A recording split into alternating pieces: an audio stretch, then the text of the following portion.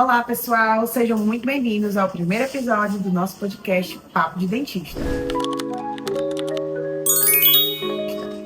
O tema de hoje é um tema que desperta muita curiosidade nas pessoas, que é clareamento dental. Afinal, quem não gosta de ter um sorriso branquinho e radiante, não é mesmo? Para esclarecer todas as dúvidas, nós convidamos o Dr. Márcio Heverson, que é cirurgião dentista, para estar esclarecendo todas as dúvidas para vocês. Bom dia, pessoal. Vamos iniciar aí, um prazer estar aqui. Vamos tirar algumas dúvidas sobre clareamento e deixar tudo mais enxuto, tanto para os alunos quanto para os pacientes também. Seja muito bem-vindo, doutor. Doutor, hoje em dia o clareamento dental é muito procurado nos consultórios, certo? Então, mas também é muito importante que as pessoas saibam do que se trata. O senhor poderia nos explicar como que funciona essa questão do clareamento dental? Joia. Em relação ao clareamento dental, ele é um procedimento muito bom, tanto esteticamente quanto também para a parte de saúde. Já tem várias pesquisas que mostram que um dente mais branco, um dente clareado, ela acumula menos biofilme. Ou seja, a gente pode justamente estar apresentando isso para os pacientes. Então, a gente vai clarear o seu sorriso, obviamente, para ficar branquinho, mas também para evitar também o acúmulo de tártaro. Eu no consultório faço bastante clareamento antes de resina. E nos retornos, a gente nota que o paciente que tem o clareamento em dia, que já fez o clareamento, já apresenta menos biofilme. Então, o clareamento dental, ele é um procedimento que vai gerar saúde, gerar estética, através de quê? De clarear o dente, através de géis, certo? Tanto em consultório, quanto também algumas técnicas de moldeira. Mas é basicamente um gel, possibilita uma ação no dente para clarear ele. Doutor Márcio, nós sabemos que hoje em dia a odontologia ela evoluiu muito e existem vários tipos de clareamento. O senhor conseguiria estar nos explicando melhor quais são os tipos, qual é mais adequado para cada paciente? João, em relação ao clareamento dental, a gente tem vários tipos, né? Que a gente tem que estudar qual o caso do paciente, qual o melhor gel que a gente vai aplicar. Mas, no geral, basicamente, a gente divide clareamento em consultório, clareamento de moldeiro. Só que quando a gente fala de clareamento de consultório, a gente também tem outras opções, além do peróxido de hidrogênio. Muita gente conhece somente o peróxido de hidrogênio, mas a gente tem outras estratégias que a gente também pode estar utilizando. Por exemplo, o paciente que tem mancha branca, posso estar utilizando um tipo de gel, uma pasta clareadora, que vai diminuir essas manchas brancas. Certo? Então, o clareamento dental também, certo? Não é o peróxido de hidrogênio, mas é o clareamento dental que vai resolver as manchas brancas. Então, a gente tem clareamento dental para manchas brancas, como são as microabrasões, certo? A gente tem o peróxido de hidrogênio, que é o tradicional para a gente fazer no paciente, e temos o peróxido de carbamida, que é aquele que o paciente utiliza em casa, certo? Hoje em dia tem até na Shopee, já tem na Shopee, já tem na AliExpress. Então, assim, é algo que a gente tem que tomar cuidado, porque tem que ter uma fabricação ideal, um armazenamento ideal, e também para a gente acompanhar. Às vezes o paciente pede uma moldeira universal, que às vezes está machucando ele, só para deixar o dente branco, e no final está causando sensibilidade e muita dor para ele também. Doutor, e a questão da manutenção e de quantas sessões é preciso para que o paciente já possa ver o resultado? Pronto, perfeito. Em relação ao resultado, certo? A gente consegue ter um bom resultado já nas primeiras sessões, certo? Ponto muito importante, certo? E até mesmo uma dica. Tem muita gente que faz uma sessão de clareamento e não nota nenhum resultado. Por quê? Muitas vezes porque antes não fez uma profilaxia. A profilaxia, nos meus casos, eu faço todo momento a gente vai fazer clareamento, certo? Então, a gente fez uma limpeza aqui in vitro, daqui a 2 meses ele vem fazer o clareamento. Eu vou repetir novamente a profilaxia para que meu gel possa agir. Então, se eu faço isso, eu já tenho um resultado muitas vezes na primeira sessão, certo? E em relação ao número de sessão, vai depender da cor do dente do paciente, em relação também à sua sensibilidade, em relação a qual técnica eu vou utilizar, se eu vou fazer uma resina posterior, ou se eu vou fazer somente o clareamento, ele vai manter aquela cor por um bom tempo. Bom? É bastante ressaltar também uma coisa que você falou, a relação entre colocar um procedimento junto ao outro. Muitos pacientes acham que o clareamento sozinho ele tem um resultado bom, mas quando a gente oferece um procedimento a mais para estar melhorando aquele clareamento, às vezes ele acha que é o dentista querendo cobrar mais, ganhar em cima do protocolo, mas não, é porque realmente um procedimento a mais acaba melhorando o clareamento dental. Isso, exatamente. E como eu falei no início, né, que a gente tem que sempre mostrar para o paciente os pontos positivos do tratamento. Às vezes o paciente não sabe o que tem por trás do tratamento, até mesmo de um planejamento. Então, quando a gente coloca clareamento, limpeza, resina, tem todo um planejamento por trás que a gente tem que apresentar para o nosso paciente, os pontos positivos, né? Dentro do tema do clareamento caseiro, principalmente feito em modelos personalizados, como o senhor falou, os dentistas acompanham, e aí a gente queria também saber essa relação, se o clareamento caseiro ele tem mais efeitos no consultório, se tem diferença entre o paciente fazendo em casa ou com o dentista, qual é o mais eficaz? Bom, em relação ao clareamento de consultório, que são basicamente, quando a gente fala consultório, peróxido de hidrogênio, e o caseiro, que é basicamente peróxido de carbamida, certo? A principal diferença, obviamente, é na porcentagem de gel, assim, de consultório, ele é bem mais potente, onde em uma sessão de 1 hora, o paciente já sai com o resultado, certo? Só que qual é o ponto positivo do consultório, qual é o ponto positivo do de moldeiro? O de consultório, como eu falei, ele tem uma porcentagem muito alta, certo? Então, nas primeiras sessões já vai dar um resultado bacana. Qual o ponto positivo do de moldeiro? Para essa carbamida, geralmente a gente trabalha com porcentagens menores, certo? Tem alguns casos que a gente consegue passar no clareamento de moldeiro, peróxido de hidrogênio também, certo? Mas qual a vantagem do clareamento de moldeiro? Ele vai durar, digamos assim, mais tempo clareado. Então vamos supor que o meu paciente fez somente consultório, durou ali 6 meses a 1 ano aquela coisa. Se eu acrescentar o de moldeira, vai durar ali 1 ano e 6 meses, vai durar 2 anos, certo? Então o de moldeira é comprovado a melhor técnica de clareamento dental. Então, se a gente for colocar na ponta do lápis, de base científica, o melhor tipo de clareamento dental a longo prazo é o clareamento de moldeira, certo? Por que a gente vende então clareamento de consultório para o paciente? Para a gente ter resultado, certo? Para a gente ganhar tempo também. Bom?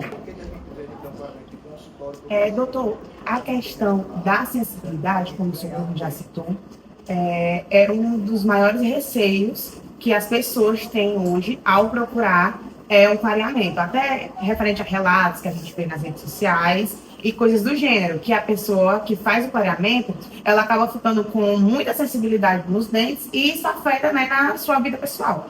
Então, relacionado a essa parte de sensibilidade, já teve algum relato, algum caso, ou tem algum cuidado que o dentista deva tomar para que o paciente não tenha a sensibilidade, no caso, avançada?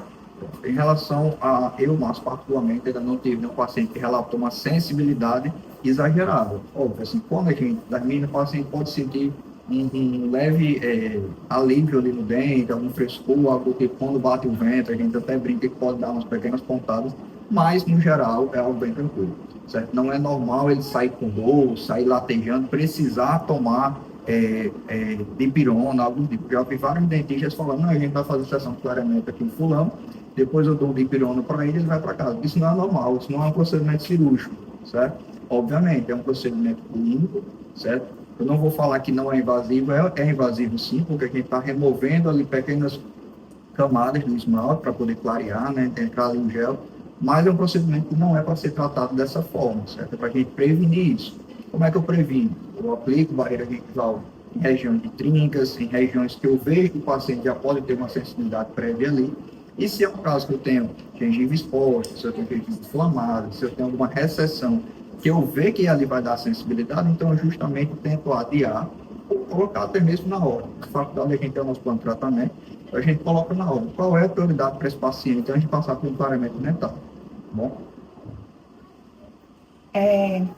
A questão da coloração do dente, a gente sabe que alimentos como café, Coca-Cola, são alimentos que propiciam o escurecimento do dente, certo?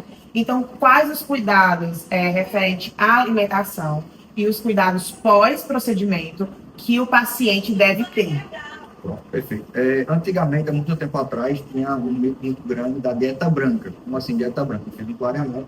Para eu manter os meus dentes brancos, eu teria que estar fazendo uma dieta branca. Como assim? Não podia tomar café, não podia tomar coca, não podia tomar água de chocolate. E hoje em dia isso é totalmente um mito, certo? Então, após a sessão, eu posso tomar vinho, posso tomar tudo. Ah, mas então quer dizer que eu tomando tudo isso que tem corante, vou continuar com o meu dente branco? Também não é assim, certo? A longo prazo, ao passar dos anos, a gente vai notar, sim, um escurecimento. E a gente tem que associar com uma saturação, um dente mais amarelado, a pigmentação. Como assim? Qual a diferença do dente amarelado com o dente pigmentado? O paciente que é fumante, que toma café, vai ter um dente pigmentado, então ele vai ter uma mancha escura. O paciente ali, que ele só tem algum hábito, por exemplo, de tomar Coca-Cola, de se alimentar normalmente, às vezes ele vai ter um dente mais saturado, certo? Então, o dente mais amarelado. Se bem que a Coca-Cola é muito corrosiva também, né? Remove muita coisa do nosso estômago, do nosso dente, então acaba sendo invasivo também. Mas, em geral, em relação à dieta, a gente pode manter o nosso dia a dia normal, agora sempre alertando o paciente que esses hábitos que ele mantém podem gerar algumas manchas, algumas pigmentações que ele precisa, obviamente, retornar para a gente acompanhar. E existe algum cuidado a pastas dentais para poder utilizar após o procedimento? Tem algum específico? Ele pode continuar utilizando aquele que já utiliza no dia a dia? Ou tem que comprar algum específico, algum escova específico para isso, já que o dente ele acaba ficando, de certa forma, um pouco sensível após o procedimento? Sim, com certeza. A gente precisa passar algumas dicas de higiene bucal para o paciente, certo? Principalmente porque eu já fiz clareamento dental em mim. Então, é muito bom quando a gente faz um procedimento na gente, que a gente consegue dizer para o paciente o que ele vai sentir, o que ele pode fazer para melhorar. Quando a gente coloca, por exemplo, para mim, consultório, a barreira gengival, coloca um gel, mas a gente acha que a gente está trabalhando somente no dente, certo? Só que a gente acaba também invadindo um pouquinho a gengiva, porque você colocou um espondex no paciente, ele passou um tempo com a boca aberta, colocou uma barreira gengival, fotopolimerizou, então tudo isso conta, certo? Quando a gente tira, querendo ou não, para passar o fio dental, está me incomodando ali um pouquinho. Óbvio, não é para incomodar, mas o paciente vai sentir. Então, por isso a gente diz o que? Um escova confortável, uma pasta confortável também, que não seja muito abrasiva, para não estar dando sensibilidade. E hoje em dia, um tema muito polêmico é que, antigamente, o pessoal achava que para clarear o dente era só utilizar uma pasta de carvão. Então, hoje a gente já tenta ao máximo contraindicar esse tipo de pasta, certo? Porque acaba gerando sensibilidade para o nosso paciente. Então, respondendo a sua pergunta, após, a gente sempre diz uma escova macia, fio dental macio também, e uma pasta que também não seja tão corrosiva, certo? Por exemplo, tem uma marca comercial, a Sensodyne, que ela tem duas escovas, principalmente para pacientes com sensibilidade dentária. Voltando para a parte, como eu tinha falado anteriormente, que os pacientes eles acabam achando que o dentista ele quer ganhar em cima dos procedimentos, como o senhor mencionou, a pasta de carvão ativado, teria alguma forma de você explicar para os pacientes e os nossos telespectadores um alerta sobre as pastas, porque muitos deles usam sabendo que ela acaba não funcionando, mas acha que é só um mito ainda, que ela funciona de alguma forma. Isso, exatamente. O que acontece em relação a algumas pastas, né? Porque a gente tem que contraindicar. A gente não é todo paciente, também assim como não é todo dentista, a gente não deve ser hipócrita, que vai comprar um produto, vai analisar a bunda dele, que ele tem a composição. Então, eu acredito que nenhum paciente vai chegar, pegar uma parte da Colgate, pegar uma parte da Oral-B e olhar a composição dela. Se a gente for olhar a composição dessa parte de carvão ativado, a gente vê que ela tem alguns compostos químicos que é bem corrosivo. Certo? Massa. Então, quer dizer que é uma parte que vai acabar com o meu dente? Também não é assim, certo? Mas ela vai gerar, sim, sensibilidade. Certo? Então, é melhor a gente prevenir do que a gente está remediando lá na frente, tá bom? Então, em relação a essa parte de carvão ativado, por que a gente contribui? Justamente pelos compostos químicos dela, que acabam corroindo o dente, digamos assim, né? Gerando algumas tringas, gerando uma sensibilidade. E também, recentemente, teve uma pasta da Colgate, que não era de carvão ativado, era uma pasta comum, que era Colgate Proteção Ativa, se eu não me engano o nome. E ela, como eu falei, a importância da gente ver a bula, né? A gente não vê. Mas essa pasta da proteção ativa da Colgate, ela não era para clareamento, era só mesmo para a escovação do nosso dia a dia e estava dando vários efeitos colaterais nos pacientes. Certo? Então, estava dando tontura, estava dando coceira, certo? Justamente porque teve um erro na fabricação dessa pasta e ela acabou gerando isso. Tá bom? Então, a gente tem que sempre estar atento a esses produtos também. Você já teve algum caso clínico marcante com algum paciente? Já conseguiu observar a questão da duração, até mesmo a questão da qualidade do clareamento dental? Sim. Como eu atuo agora principalmente fazendo resinas, né? Então antes das resinas a gente sempre faz o clareamento dental. Certo? Quando a gente faz o clareamento dental antes da resina é justamente para que a gente consiga, obviamente, uma camada de resina mais fina para aquele tratamento do paciente. E o ponto positivo quando a gente faz esse clareamento a longo prazo. O paciente volta para a manutenção das resinas. E aí, tanto a parte que eu não coloquei resina, quanto o dente inferior, também está tudo branquinho. Justamente que a gente consegue ter um acompanhamento muito bacana dos casos. Então, tem paciente meu aí que está com um ano, vai fazer agora 2 anos, e o dente continua a mesma cor. Certo? A gente tem a escala de cor. Qual cor máxima você geralmente coloca nos seus pacientes, que fica dentro dos seus pacientes? A cor B1, certo? A gente tem a escala Vita, a técnica que eu mais utilizo é clareamento do consultório, clareamento de bombeiro, a gente consegue chegar nessa cor B1, certo? Que é a cor basicamente mais clara. E aí tem paciente que já já veio para mim após um ano e meio, que continua com essa cor B1. Tá? Então, a gente fazendo um tratamento bacana, fazendo essa manutenção, a gente consegue acompanhar a cor do dente do paciente também. Devido à procura, a gente percebe que chega paciente com vários níveis de saúde bucal. Tem aquele do periodonto saudável, outro do periodonto mais inflamado. Então, quais as indicações e as contraindicações? Tipo, você já voltou o paciente? Não, a gente não consegue fazer o clareamento hoje devido a tal ponto. Já aconteceu? Isso, exatamente, é muito importante. Já aconteceu sim comigo. Foi um caso de um senhor, ele tinha várias restrições gengivais, certo? Então a gente precisava fazer, não era nem restaurações, né? Era a gente fazia justamente um enxerto gengival para diminuir aquela porcentagem de gengiva que estava amostra. E ele queria, na verdade, um dente branco, né? Então, assim, é até bom a gente falar que não tem uma idade específica para a gente fazer clareamento, certo? A gente pode fazer em pacientes mais jovens, podemos fazer em pacientes mais velhos, mas sempre analisando o caso, tá? Não é porque é um paciente novo que ele não vai ter sensibilidade, que ele não vai ter trinca, que ele não vai ter algum ponto a ser restaurado mais. Então, sim, já aconteceu comigo de eu não fazer o tratamento do clareamento, certo? Justamente porque tinha muitos pontos a serem melhorados, certo?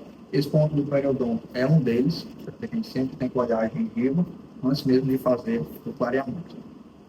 Doutor, tem algum caso específico que lhe marcou relacionado a clareamento, que lhe marcou em consultório, que você lembra ou que você usa de exemplo para outros pacientes? Tem sim. Assim, eu acredito que tem 2 casos que eu gostei bastante. Foi o caso do paciente que tem dentes escurecidos, certo? E aí, como a gente estava falando de clareamento dental, porque a gente, infelizmente, não citou todos os tipos, né? Mas tem um tipo de clareamento dental que é justamente para clareamento a dente não vital, certo? Aquele dente que passou por canal, algo do tipo, certo? E aí o pessoal de resina, né, a gente tem um mito muito grande que acha que esse procedimento não funciona, certo? Só que é o que acontece, tem paciente que simplesmente não faz esse clareamento, certo? Até mesmo faz nem clareamento do consultório normal, por cima desse dente, né? E aí prepara esse dente todinho e bota uma faceta ali de resina. Dá certo? Já dá. A gente preparar o dente do paciente, se gastar, bacana. Mas será que se eu fizer um clareamento a dente não vital, dentro do canal desse dente, não vai melhorar o meu aspecto? Pode ser que melhore, certo? Então, um caso que me marcou bastante foi um caso de um paciente que ele chegou com 11 escurecido, e aí eu pensei, rapaz, aqui vai ser, como eu falei, preparar e colocar faceta. Só que eu pensei, não, eu vou fazer uma técnica aqui, que é justamente a de clareamento da dente não vital, certo? Botando esse gel dentro do canal dele, digamos assim, né? E aí a gente conseguiu uma melhora muito boa, certo? O paciente ficou muito feliz, era de outra cidade, estava sempre ouvindo fazer os agendamentos, então eu fiquei muito feliz, tanto pelo resultado, certo? Tanto por fazer uma técnica mais conservadora, certo? Eu não precisei desgastar o dente muito para colocar resina, já foi um ponto muito positivo, tá? E também porque era paciente de outra cidade, então a gente tem esse carinho quando o paciente prioriza a gente, né, vindo da sua cidade para a nossa, e acabou indicando também para a família dele, então foi um caso muito bacana, esse clareamento a dente não vital. Excelente, doutor. Acho que a gente conseguiu, sim, esclarecer muitas dúvidas presentes, essa questão de clareamento. E, para encerrar, eu gostaria que o senhor deixasse uma mensagem para essas pessoas que gostariam de fazer o clareamento, porém tem algum receio, tem aquele medo. Então, qual a mensagem que o senhor teria para deixar para essas pessoas? A mensagem é que quem quer fazer o clareamento dental, né, realmente é um procedimento seguro, é um procedimento eficaz, que não é o seu café, não é o seu vinho, não é a sua coca, que vai perder a cor do seu dente, certo? Vai deixar seu dente mais amarelado. Então, você escolhendo um profissional qualificado, que realmente tem atenção com você, que seja humano, até mesmo os meninos aí já, né? Você escolhendo um profissional bacana, vai ter um resultado muito satisfatório e vai manter por um bom tempo aí, se Deus quiser, tá bom? Esse foi o nosso primeiro episódio do Papo de Dentista. Doutor, muito obrigada, pela sua presença e por compartilhar todo o seu conhecimento com a gente. E para você que nos ouviu até aqui, não esquece de cuidar bem do seu sorriso e de escolher um profissional qualificado para fazer seus procedimentos. Esse foi o primeiro episódio do nosso podcast Papo de Dentista.